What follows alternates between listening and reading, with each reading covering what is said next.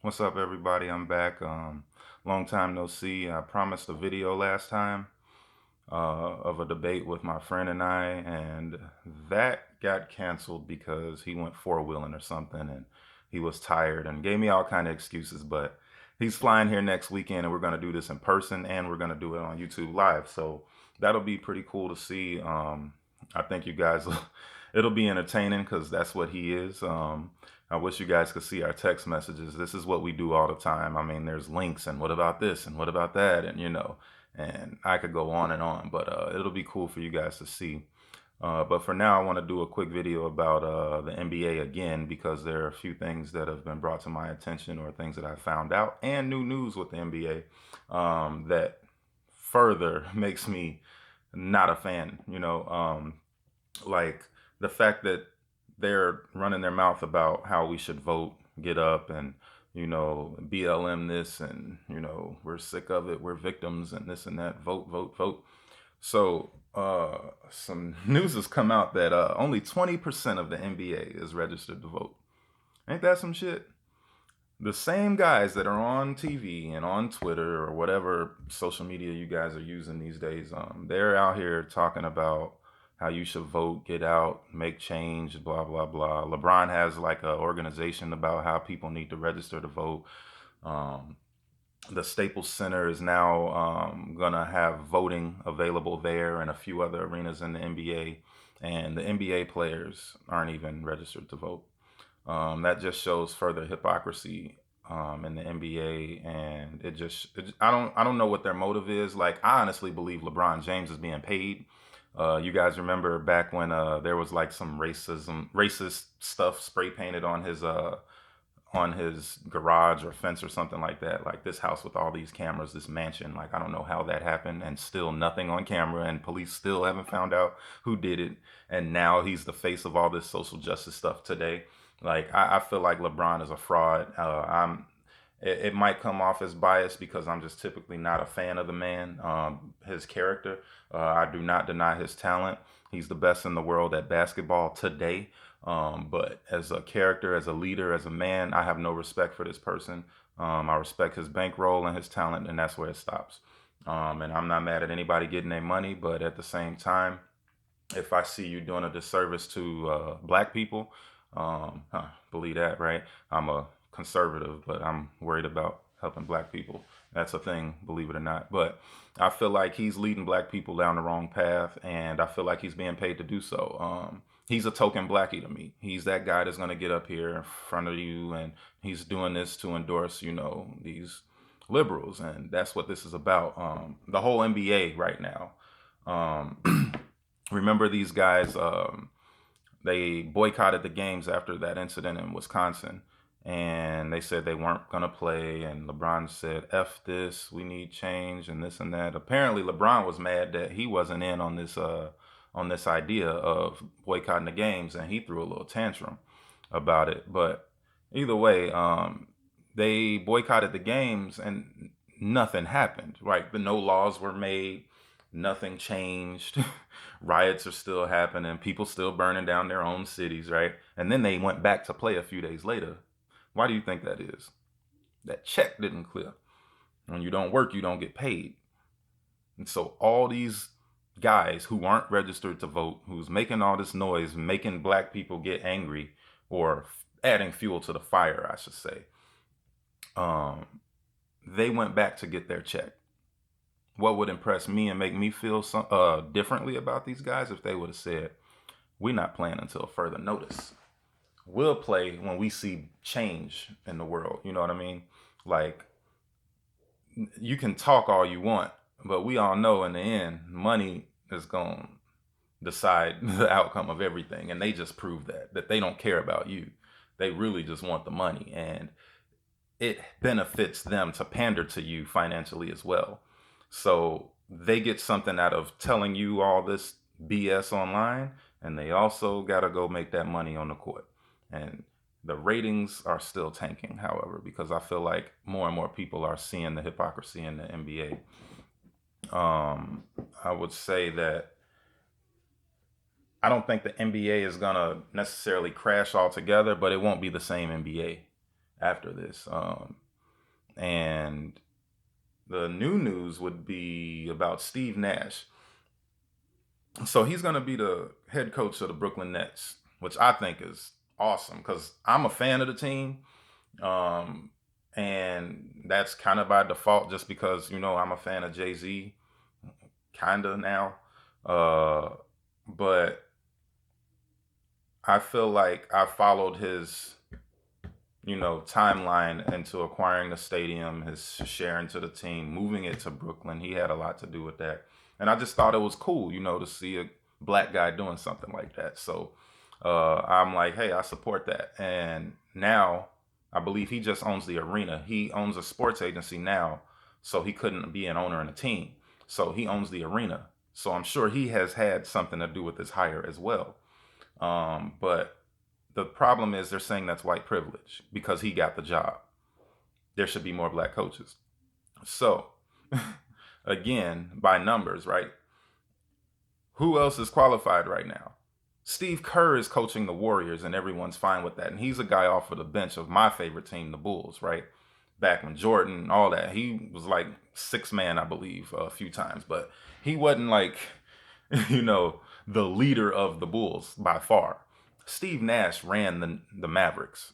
This was point guard. It went through him, right? But these guys that are yelling this white privilege crap don't know that because they weren't watching the game that long. They only know about these young cats with their dyed blonde hair and mohawks and all this silly shit that's going on these days, where they just follow social media, jump on the trains and bandwagon here, there. Just no rules these days. But these little kids don't know nothing. And Steve Nash is very qualified to run any NBA team. And to say that he got this because of white privilege is just disrespectful. Like, it just forget everything that he's accomplished in his life and all that he's done. He's done more than most. You know what I mean? He's legit. So now anytime someone white does something or has an accomplishment, we just gonna say it's not because of their credentials. It's because it's white privilege. Forget the fact that they make up majority of the population. So most likely you're gonna have, more white people in general in places than anybody else. You know what I mean? There's been a study that showed Thomas Sowell. Yeah. He was talking about how you go around the world and no organization, not one single organization from anywhere in the world represents the population exactly. It depends on what these things are, what these organizations are that determines the type of people that you'll see in there. You know what I mean? And most likely, just keep it real, right? Most likely the players, like in the NBA, for example, most of the players are black. I'm not saying that black people were just genetically born to be more athletic, but it is a fact that black people are the best basketball players in the world. Look at the NBA, look at anywhere, right? Black people have, for some reason, they're higher than anyone else. And you don't see white people going around talking about, we need more whites in the NBA, right? No. You got to know your lane and what your strengths and weaknesses are and go attack that. You can't go around telling people to just drop whatever to make way for you. Like, no, that's not how it works. But I just feel like that's very unfair. And shout out to Charles Barkley for calling it out. They call him Uncle Tom too, but it's just unfair. Charles Barkley played against Steve Nash. You know what I mean? And he said good luck to him. And I feel like everybody needs to back off of that. Back off of this whole white privilege thing. There's a lot of white people that aren't privileged. You know what I mean? That's a myth to me. That's not a real thing. Because right now, it's a lot of black privilege going on. You know what I mean? Like, you can't say shit to black people without somebody using a race card or being just called something that's just not fair. You can't disagree with black people anymore, even if you're black. My homie that's you're gonna see next week when he come, he calls me, what do you say, Cousin Ruckus? Uncle Ruckus from the Boondocks. He calls me that, and I'm like, that don't even make sense because I love black people. I love everybody. All lives do matter, not just black people. Shit, black people don't seem to realize that black lives matter, but that's another video. But the other thing would be LeBron James. He's losing support in the NBA from the players and some of the owners. I'm gonna put a link to what Stephen A. Smith said about it. But apparently, when this whole boycott thing went down, they had a whole meeting. There was a few players from each team went to a meet, and a few owners or whatnot. And everyone already had an idea of what they were going to do and how were they going to move. And LeBron James went up there and was like, "I got to look out for people under me," and basically talking like he king shit, right? He gave himself that title, by the way, King James. That's a self-proclaimed title. No one called him that. He did that himself. So he's acting like he's king shit, and a lot of players aren't feeling that. He's like telling them what to do. He's mad. He stormed out of the room because they said it was like a vibe like he doesn't need them. He got his. So again, this is that idol that everyone looking up to right now. But I'm gonna put the link down there because I don't want to say the wrong things or whatnot. I want you to just look for yourself and see, like, and Stephen A is a very credible source, and I don't think he's lying, because I feel like he's the type that calls it fair on both sides. And you got some people who always lean here or here. I feel like Stephen A is very fair down the middle. And I just think that uh, you guys got to stop talking about color. I'm going to stop bringing it up in my day-to-day life when I talk about things like, oh, was he black? Was he white? And I don't think that matters anymore. And I feel like Denzel said, he said, this is one of those things where you do get rid of it by not talking about it. As long as y'all give this thing life, it's going to be there. You know what I mean? And I've been listening to this Big Sean album, and something that I feel like is very important is, or that was clever, I should say, is he said, delete your Twitter and follow your intuition. Right? And I feel like a lot of y'all can't have a clear head because you got so much information coming in from different directions. Usually the same direction, because y'all don't even try to hear the opposite of your own views. You only hear or read and listen to things that has your perspective. And so if you're only around people who think in this way, you're only going to be this way. You know what I mean? And when you look out from the outside looking in, I'm seeing everyone who's thinking this way, they're not doing well in life overall. And I'm not talking about financially, just personally. Their values are off, because it's like their whole concept of life is screwed by this misconception of racism stopping them. And that's not even true at all.